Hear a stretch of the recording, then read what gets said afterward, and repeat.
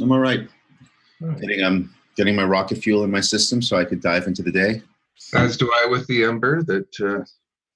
This one keeps it warm, so we're in good shape. Second cup. What kind of cup do you have there that keeps it warm? That's an Ember. It's Bluetooth controlled. It cools it down and heats it up. Keeps it to a specific temperature that you set on your phone. So there's a battery in there? It runs, and then there's a so cool. There's a tray that has pogo pins on it. That I'm not going to show you the bottom of the cup because it would fall on me. Okay, I'm gonna go look. I could use that. I have this big cup with a cover, and actually it keeps my coffee hot for 12 plus hours. It's one of the best ones I've had, but the nice thing is when it cools it down as well, and they have great customer support. So cool. I don't always like, though, honestly, drinking with a little sippy cup top. Yeah, exactly. So guys, I have a question for you. I've been pondering this, which is, what is the most relevant music-oriented blockchain news that's out there? Who out there is doing something that's creating a lot of waves? One of the things that's been showing up quite a lot in my my Google alerts has been Ticketmaster's acquisition of a blockchain company.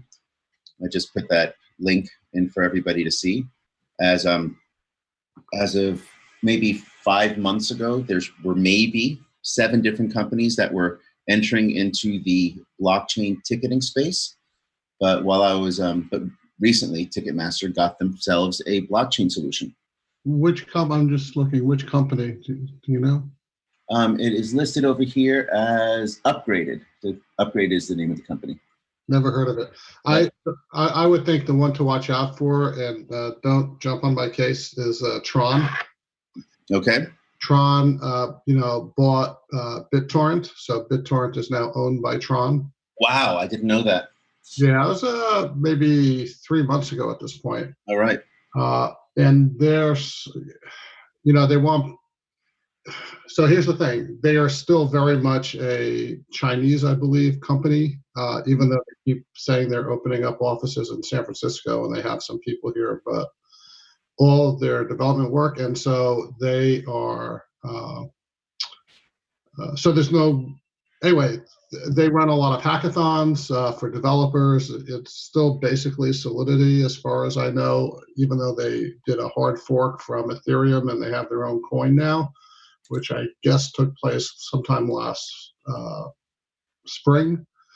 And they have always said their goal is to be the multimedia blockchain solution. Interesting. I see that Sony has just built a rights management system for its films, music, and ebooks, and it's all blockchain. Yeah, I heard about that too. Yeah. Also, Tune, which is a streaming service, they have been up and running for a while, and they seem to have a more advanced kind of system and structure, scaffolding in place than Ujo and some of the other streaming services. I think Tune is probably the most far along from what I've seen. They are not really telling people, oh yeah, check back, or we'll have more. It's kind of already happening. And I think they might have been a couple steps that have resonated. I have to check that, but I think I remember them. Provide a link for Tune? Yeah, I'll send one right now. Right, yeah, just provide a link. One of my clients, the reverse engineers, is very, very much into the Tune ecosystem, and they like it a lot. really. Yeah. So, But all of this is froth so far until the actual river fills up. Basically, it's going to be very. I'm looking forward to how Rolang will come and change the tenor of things as it becomes more available. Some of my engineering is focused on that horizon, for instance.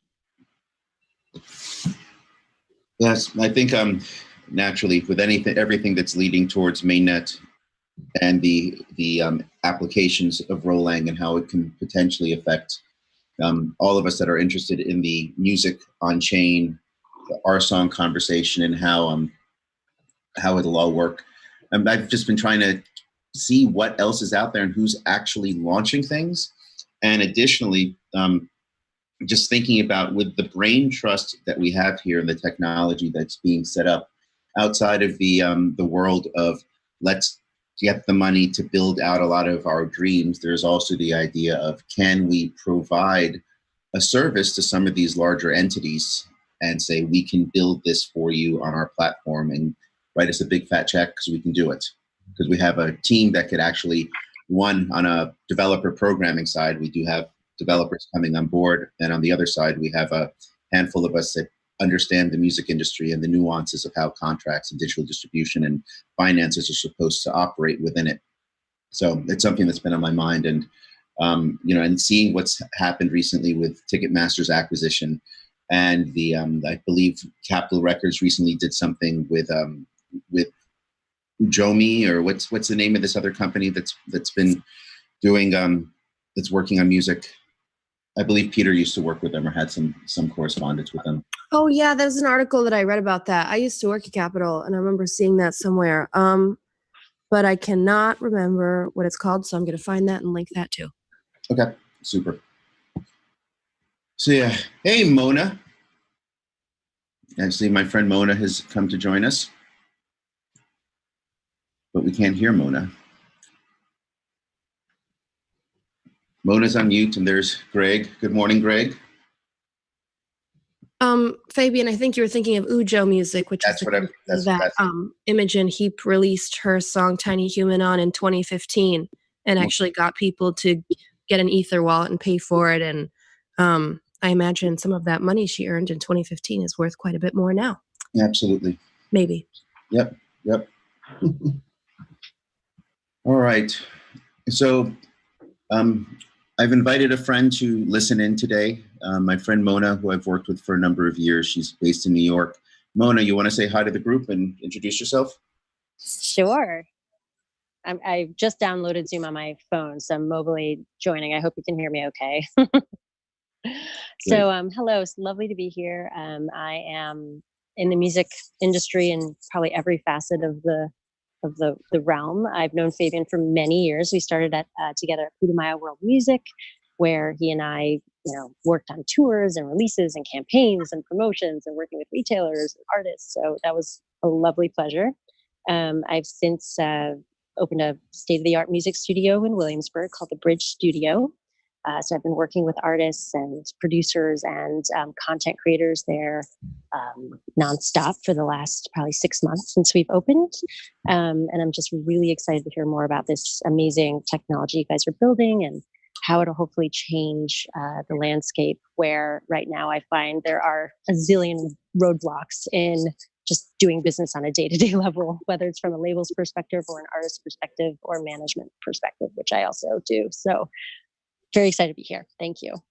Great. Thanks, Mona. And I'll also throw into the equation, Mona's been involved with some of the most successful online music production schools and has engaged with thousands upon thousands of young musicians that are entering into the music space who would one day be able to utilize some of the technologies that we talk about around Life ID and Mycelia and independent artists. And she, her recording studio, they've been working with a variety of pretty significant clients, ranging from the largest digital streaming providers and major labels and television production companies. So they've got their hand right in the middle of the music recording pulse of New York City, as well as with some of the biggest distributors of video for music from some of the largest streaming platforms. And one of the reasons that I invited her here is I wanted her just to hear our conversation, get more familiar with what it is that we're talking about, as eventually when some of our techs are ready to run, particularly Mycelia, digital identity, distribution, all of those types of things, and some of the arena around the depth of metadata that Steve has so much knowledge around, and when that actually comes to being, that we could potentially use some of these techs as a testing ground over at their recording studio and see how that kind of spirals off into some of the things that we're doing. Welcome, Mona. Thank you. So, Mona, this conversation is pretty much a very casual. It's not a meeting per se. It's really just us sharing ideas and talking about some of the things that we're engaged with. Across the room, you just heard from Steve, who's in Seattle, Ned, who's in San Francisco, who's part of the RChain Solutions Group. You can see Mr. Lucius Greg Meredith, who's the president of RChain, Rudy, who's part of our business development team, Nora, who is a musician and also works with RChain and Resonate, the streaming platform, Kayvon, who is coder extraordinaire, who built up this platform that we have called RSong in partnership with Greg and a handful of our other developers. Mr. Coin Interview, who's cloning himself today, that is Christian, who handles a lot of our content and video content for our platform, and Ian from the board, and Lilia, who's our general manager. So those are the rounds. Great meeting everyone. Thanks for having me. Go ahead, Greg. No, I was just saying, I just wanted to say thank you for joining the conversation. I think one of the functions of having a conversation like this is to raise awareness across the various different communities.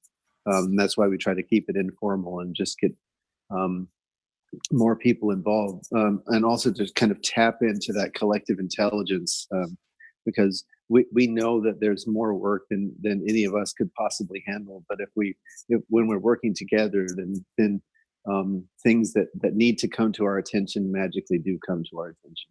So really, really good to have you on board and for today's talk. Can you tell us a little bit more about your studio? What are you doing? Mona, you're on mute. You gotta unmute. Thanks. So I'm one of the owners. We used to have a studio called the Hook Studio for many years in Red Hook, Brooklyn. And then, typical New York story, we had to move out because they sold the building. So we decided, what does New York City need? And we figured out New York City needs like a 360 content hub, whether it's hi-fi recording, film, video, listening parties, what have you. So we sought out a new facility, raised capital, and did our soft open maybe in February, and have since been, working with, the top people from Spotify to Tidal to, we have Roseanne Cash coming in. We have wonderful indie artists coming in, and tons of just great content being generated. So, I basically, on my spare time, I run it. I'm not an engineer, so we have a team of people actually doing the work, but I help oversee just the facilitating of the business, while I am also opening up a new DJ and music production school in Wall Street in New York City, which is, as Fabian mentioned, it is a very interesting intersection of young people who want to be, music makers and are going to be doing a lot of this and getting trained to do it and make their own music and eventually release it. So we're training sort of the next generation on how to do it with quality and to consider all in the box, out of the box, approaches, and teach them techniques that'll really help them craft and create their sound. So that's really exciting as well. So yeah. That sounds really interesting. A question that just keeps coming up for me again and again has to do with the role of music in beginning to coordinate our behaviors towards something that's not just sustainable but actually regenerative. I continue to reflect and contemplate on the report that came out of the UN back in the early part of the fall, about sort of the timeline we've got in order to adjust our consumption and supply chain management behaviors at a minimum to try to prevent global temperatures from rising above 1.5 degrees Celsius. And, that's like 2030. And I know that music has this incredibly harmonizing, coordinating effect on people. I've seen it with my own eyes. I've participated in events that have this effect for people, and but I'm constantly wondering about how music can play the role that it needs to play in order to help us shift and reimagine ourselves. And does your studio contemplate these kinds of things, or maybe that's not on the horizon? It's so funny you say that. Yes, and that's so much to say in one setting, but that's actually why we've spun off and started a sister company called the Bridge Project, which is a production company to be able to foster exactly what you're saying. So as a studio, we're a vehicle for this content, but certainly not at the helm so much on the creating side, right? So we're facilitating, capturing content, and putting messages out there in that way, the vehicle, right? So we started a separate company just to be able to, we've signed an artist. We're doing a documentary film on the beauty and sort of it's a long one, but it's about graffiti and hip hop, and an educator who's now a dean of a high school in New York City who used to be an amazing graffiti artist and incorporates that into his curriculum. So we're doing like projects and getting behind projects that are all about impact and, trying to essentially bring those degrees down, in a different way, and to kind of cool down the planet, if you want to use that analogy. And that's the best way we've started to think of making a difference, is to just curate and get behind stuff, and to combine art forms, right? So for us, when we built the space, it wasn't just about music anymore. We realized that every musician has to have a full package and a full story that can be told in many ways, whether it's, instead of just that album, the traditional album route, singles plus videos plus blogging plus, everything, streams. I mean, it's a new world. So I think there's an opportunity to make a difference and to send messages out there with so many forms of media that it's just about how to harness that and to package them in a way that's effective is kind of what the inquiry is for us right now.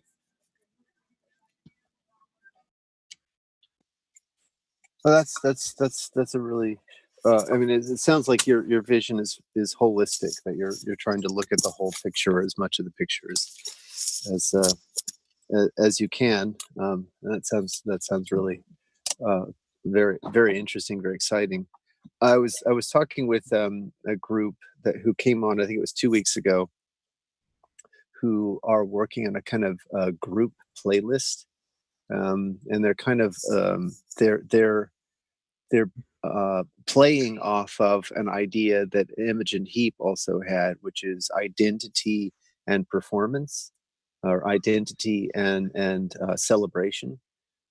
So the basic insight is that identity is a social thing. You need to be in order to genuinely verify identity, you need lots of different players or agents to identify that party. And what better place and way to do that than at a party or at a concert or something like that.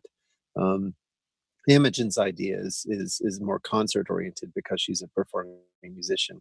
This other group, Vibe Chain, is looking at it from the party side, right? So the idea is when people come together, they have this sort of, who's in charge of the music.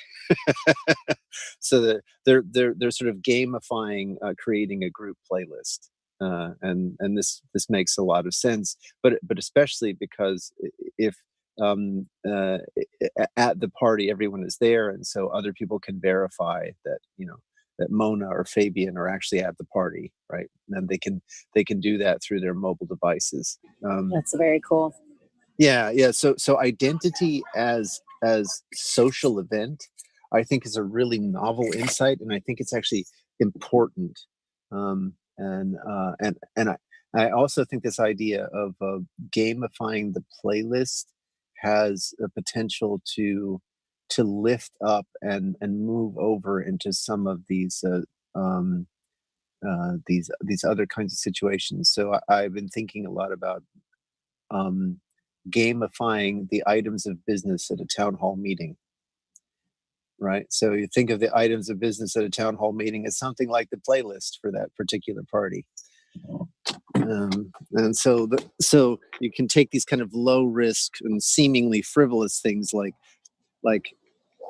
how does the group come to consensus on what's on the speakers right now, and move that over to how does the group come to consensus on what items of business are we going to discuss when it comes to healthcare and safety and education in a given city or a given borough. So in other words, if the technology is there that allows for consensus to come together around what song is going to play next at the party, that technology that can be white labeled and put across in different spaces, be it in voting, in government settings, in what the special of the day should be in a given week for a restaurant. A template repurposed. So Yes. Building templates becomes our job in this primeval creation area of the future that we're on. Yep. I think that, it's DNA, really, right? Yeah. So you take someone recently, I think it was actually in the call the other day, it was probably Jonathan, was talking about how each of your cells have the same code, but they all express it differently. So building the code, that's the true consensus that's happening biologically. So defining the code appropriately in an evolutionary manner.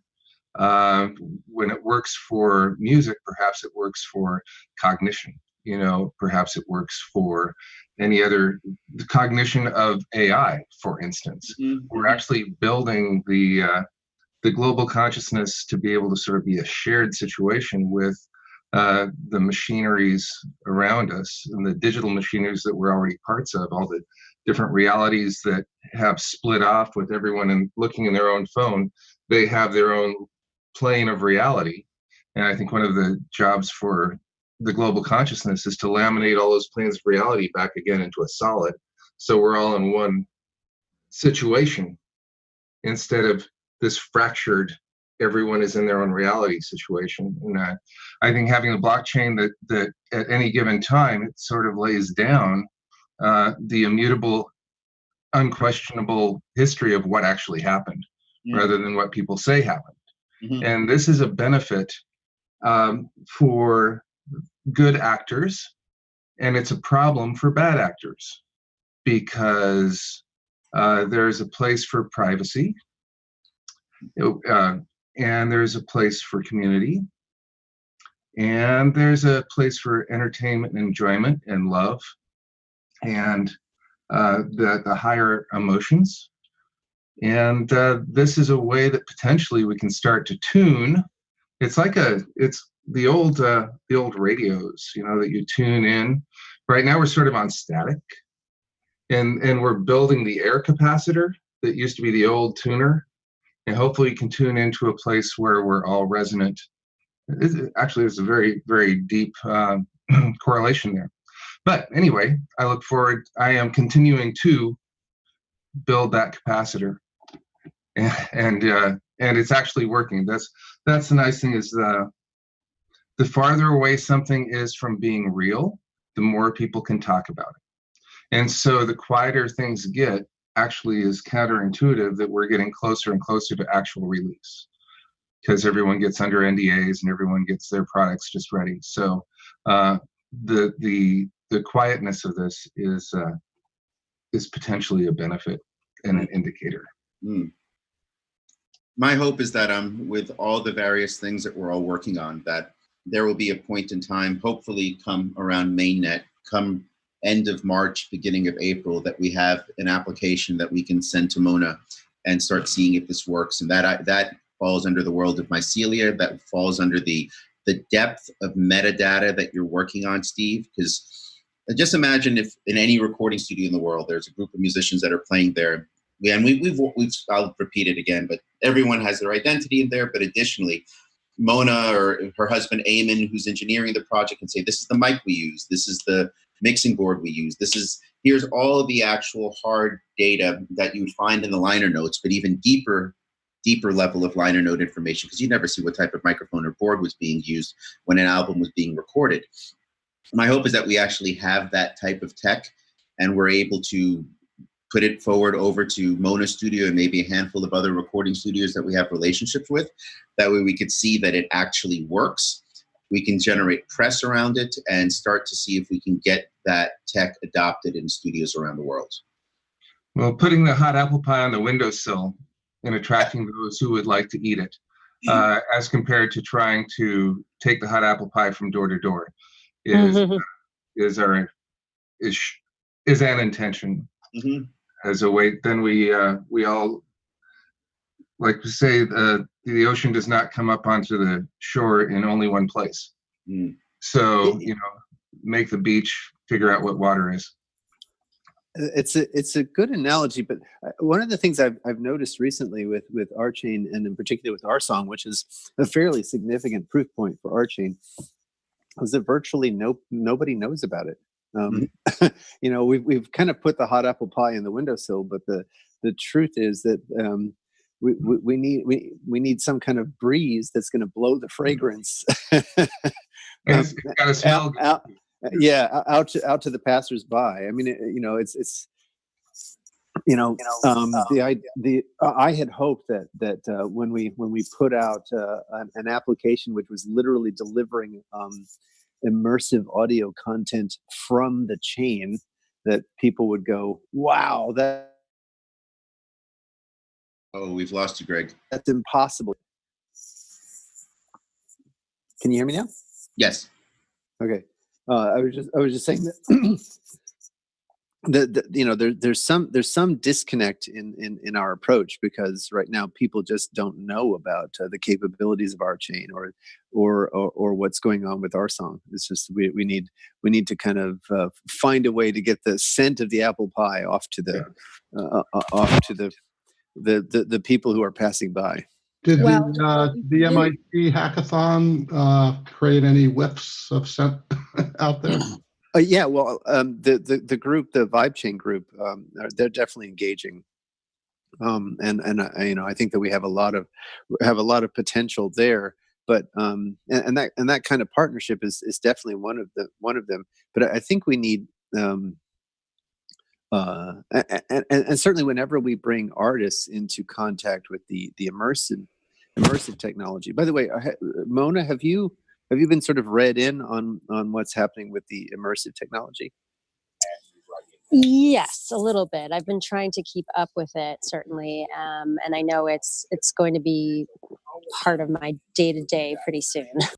Oh, really? Oh, good. Well, that's good to know. So, are you? If you want, Mona, I can link an article that I wrote just a few days ago summarizing what's going on with RSong up until this point. If you want, I'll just link that. Would be amazing. And Fabian also sent me what was posted on rchain.coop, which was very interesting. Co-op. Sorry.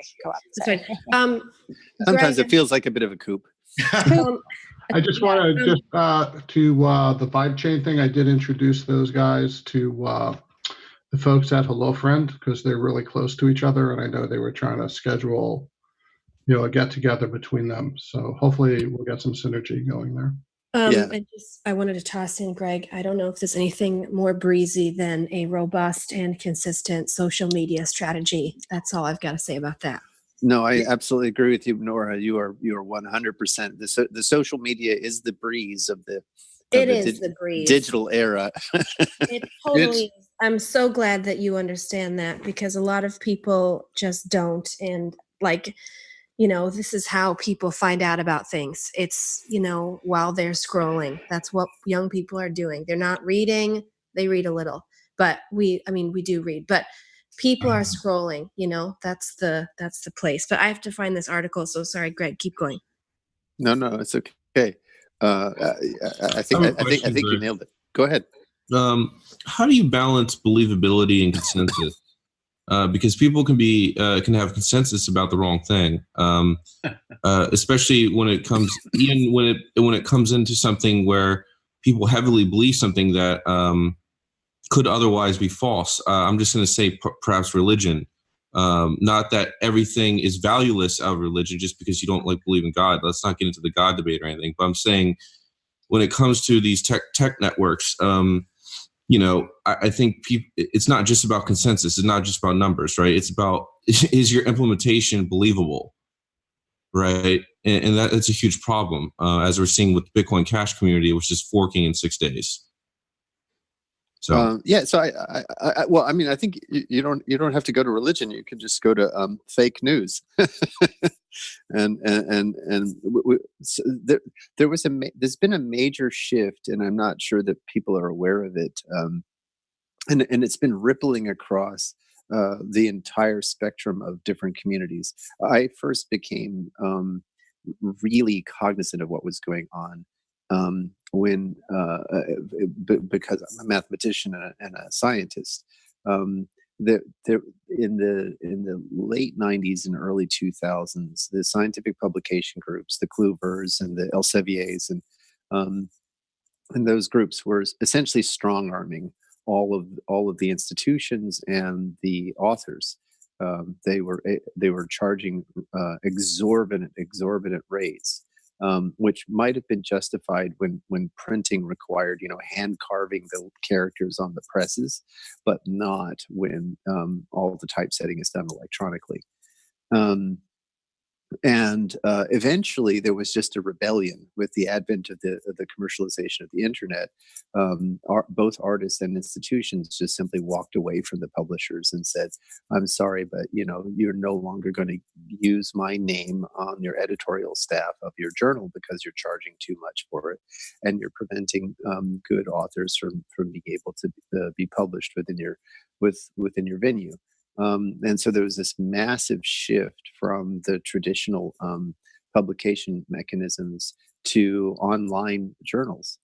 And along with it came a question.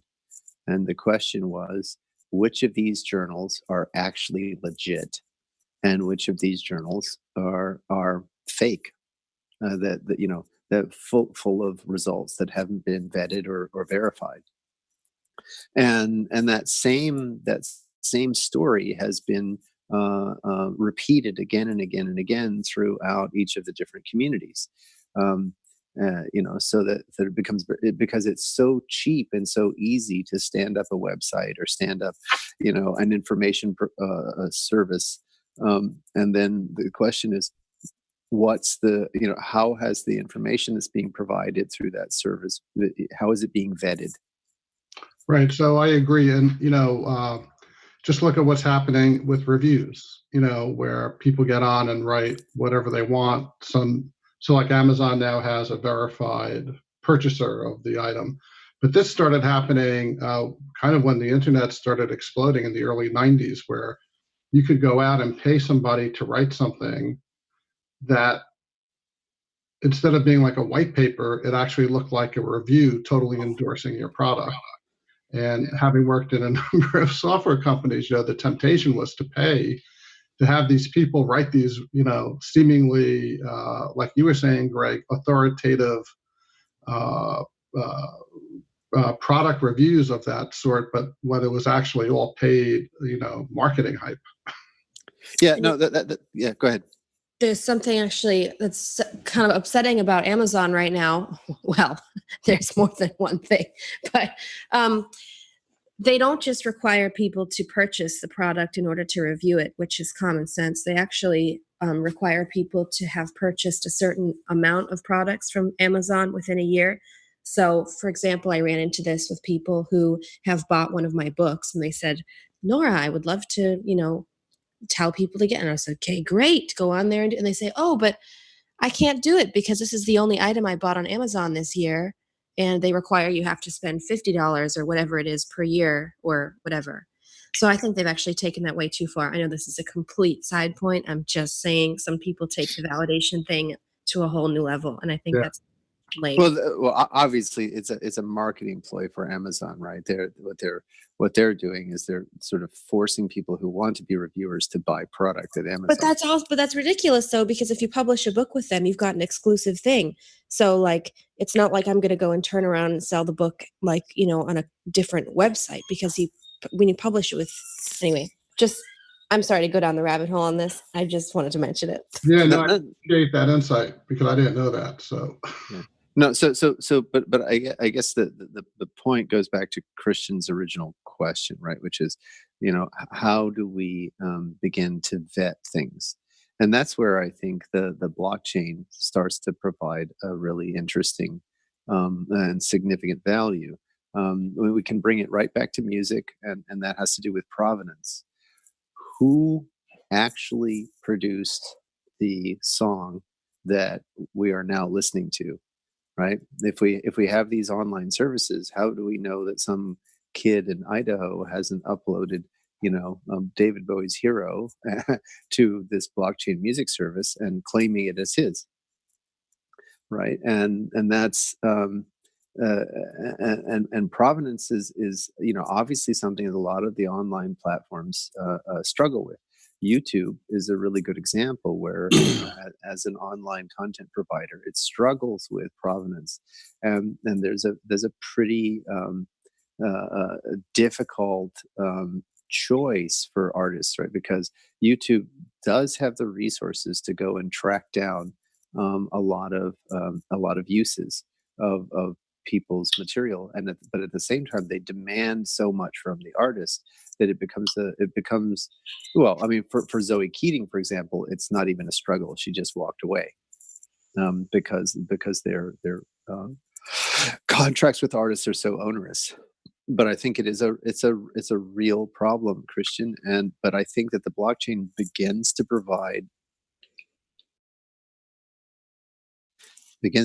some kind of solution there that is that at least starts with the problem, right? So part of it is having an identity solution like the Mycelia Creative Passport thing, and part of it is being able to track the use of assets in an immutable public database.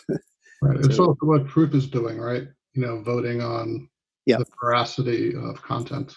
That's exactly right. So that's another application of very similar kinds of ideas. Once you have this public immutable database, then you can start to track and curate content, not just in the music world, but in the journalism world, in the scientific data sets, and across a lot of these other markets, right? And that helps with this issue of when has content been vetted, who is the originator of the content, who are the curators of the content, all of these questions. And I'm sure, Mona, you probably have these kinds of issues as well in your studio, right?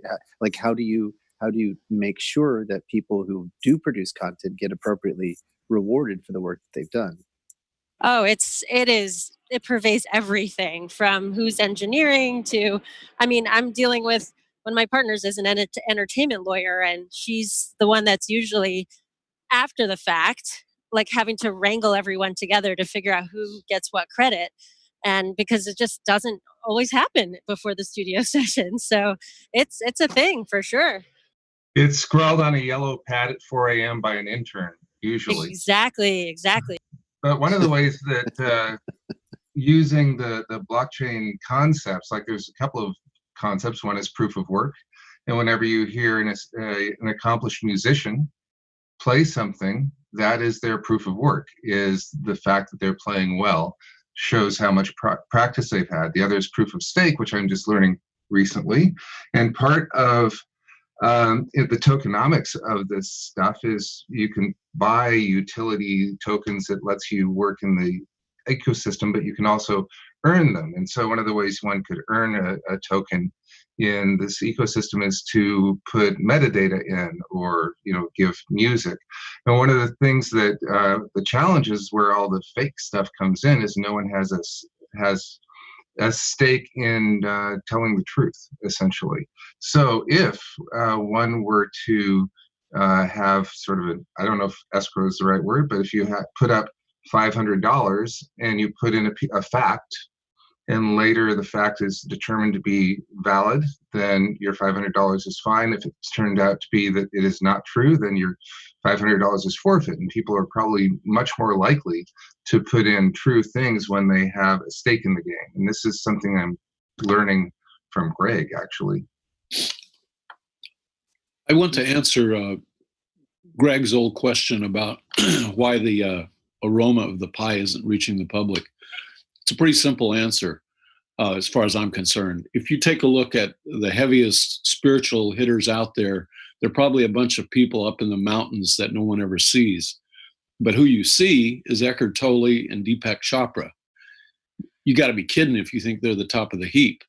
But guess what they do? They get interviewed and they get press.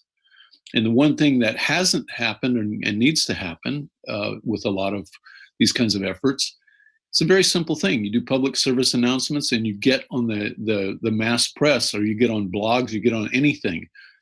Social media is good and it's a companion to that. But that is a very simple answer. You just get out there and then you become the Deepak Chopra of music or whatever. But that's the answer. Yeah, Eckhart Tolle is a friend of mine, and well, I'm sure he's fine, but he's not the Dalai. Yeah, I performed at his foundation, and I'll tell you, most people find out about him on the internet, on either YouTube or social media. They'll say, "Wow, that's a really cool video." And Channel 13, public TV, and whether or not you agree with him, he's opened a lot of people to spirituality, and so I give him total kudos for that. I'm not saying that, and I'm not even making a case that there's something wrong with Deepak Chopra and Eckhart Tolle. I'm just saying they're probably not the top gurus of all times. And I agree with you. Yeah, I'm just I saying, don't follow them. I'm saying social media, here's my point. Social media is more than just a companion. That's what I'm saying. Oh, what do you mean by more than a companion? Well, you said that social media strategy is a companion to things like print media or what some of the things that you mentioned, like interviews and things. And I'm saying that social media is it. I mean, there are a lot of very, very famous people who have incredibly strong businesses who don't have one piece of print media out there. Kylie Jenner is, one person who built an entire, $1 billion cosmetic business on Instagram. This is the baby boomer millennial divide. I know, but I'm not saying you have to do one or the other. See, this is somehow getting mistaken, and I'm saying I don't like social media. It's fine. But there are lots of people in the world, and when it's easy to get out there and get a whole bunch of them, get their attention, one should do it. Yes. Well, I think you and I probably agree. I'm just saying, You know what I'm saying. I guess. Yeah. Well, I think you're right, Rudy. I guess what I would say is that I learned with Scenario that it's fairly it's a fairly nuanced problem. So we hired a very sophisticated, top-notch PR firm, and they got us articles in Forbes and all of the major business rags, and our first crowd sale just flopped. It just didn't work at all. And then I started being able to present at the Ethereum and Koala conferences, and because my profile was so high within the crypto community because of those conferences and other kinds of appearances on blogs and podcasts within the crypto community, I was able to raise quite a bit more money for the second Scenario crowd sale. So I guess what I would say is I think it really has to do with being a lot more savvy about which media touches which markets and which markets we want to go after. And I think blockchain is in this very, very funny place now where it just bursts through into the public consciousness, where you have John Oliver on last week tonight being, having a whole segment on blockchain, to, articles in the New York Times and that sort of thing. But so negative though. I thought that the John Oliver article was actually pretty good. I thought it was, it was balanced. I thought it would help people understand that there are significant risks, but there are also some significant opportunities, and that at the end of the day, the technology itself, whether or not any one particular project is legitimate, the technology is basically inevitable. We're not going to go. I hope we're not going to go back to a world where we don't have cryptocurrency. That would be terrible. It would be like going back to before we had an internet. And I will just interject here very briefly. It's highly possible and likely that more people watched that episode on the internet than on HBO. They found it on YouTube or some social media, and that's how they watched it. Go on. No, I think you're absolutely right, and I mean that's kind of the way I think about it, is that I remember when Rupert Murdoch was gobbling up a lot of the major mainstream media companies. I was like, well, it's right on time, because the internet is shifting where the actual media is. So we don't have to worry about Murdoch, because he doesn't actually understand where the real media is now. That was my feeling about it, but I think that since that has become the case, marketing is much more subtle, because social media is much more sliced and diced. It's much more targeted, right? There are, I have maybe 3 Trump supporters in my group of friends on Facebook. I wish I had more so I could talk to them and learn their worldview and understand where they're coming from. But I try to reach out to as many different kinds of people as I can. But I have to confess that my social media networks end up being more of an echo chamber than I wish they were. And I think that that's part of why we see such division within the country, the U.S. In general, is because the social media allow for a much more fine-grained slicing and dicing of the market segments. And so figuring out the right kind of slicing and dicing within the social media that's going to get us to the people that really need to understand what's happened with RSong and RSong is a much more subtle problem. Well, and what's nice about music is that music usually is able to transcend those very fine slices and dices, like some video of Queen performing live in 1982 is definitely going to bridge all those gaps. So the subject of the thing that we're trying to share, which is music, I think has the possibility to break through that. Sorry, Rudy, go ahead. Oh, I was just thinking of Frank Zappa saying things really changed once they got rid of the cigar smoking guys in the back room, the bald-headed guys. He would have preferred to bring them back. And, that's Zappa being Zappa. But I understand what he's saying. The unreality of thinking that technique alone or tactics alone will bring you what you need, or just having a notion and staying within your own echo chamber will get you other than what you already have, is foolish. There are many different echo chambers, and the main difference between all of them is the size. So if you're going to bust out of one of them and get into another one, you have to understand how you're not in the other one. I agree with Greg. If you want to understand people, meet some Trump supporters and get to know why they think the way they think, instead of trying to shut them down. That's smart. Yeah. So isn't it interesting that with this new tech platform that we've embarked in over the last 25, 30 years, that something in our collective consciousness has kind of enabled us to gravitate to these individual bubbles. So, there's I'll just say a spiritual enlightenment that needs to take place, but the technology, I think, has just enabled parts of our darker self And so I think all these bubble, and maybe it's even been sped up because of technology.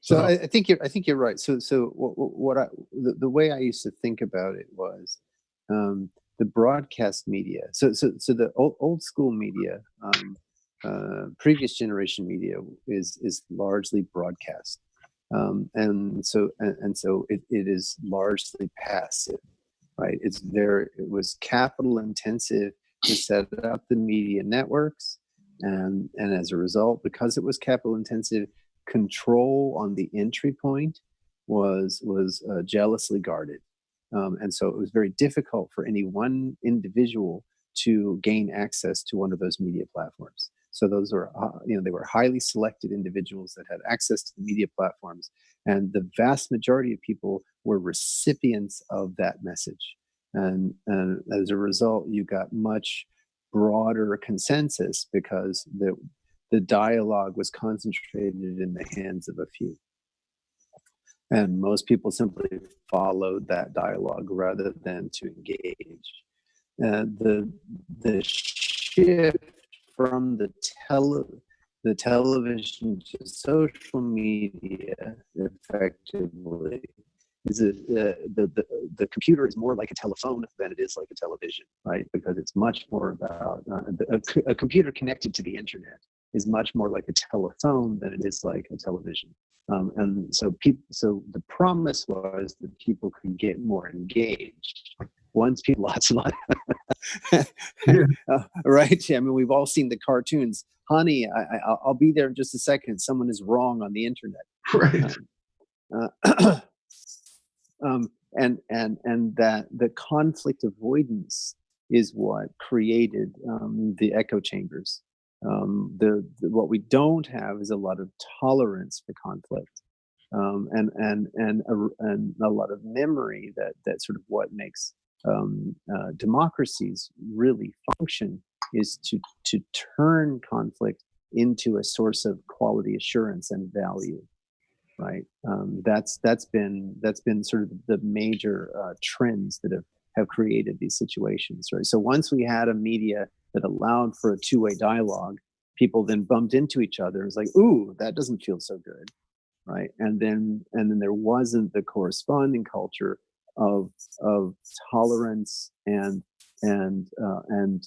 inclusion that would get over those hurdles. And then that goes back to Nora's point, which is that music allows us to go back up over that those kinds of hurdles, to pop up, to use Steve's idea, to pop up in another dimension, and remember that tension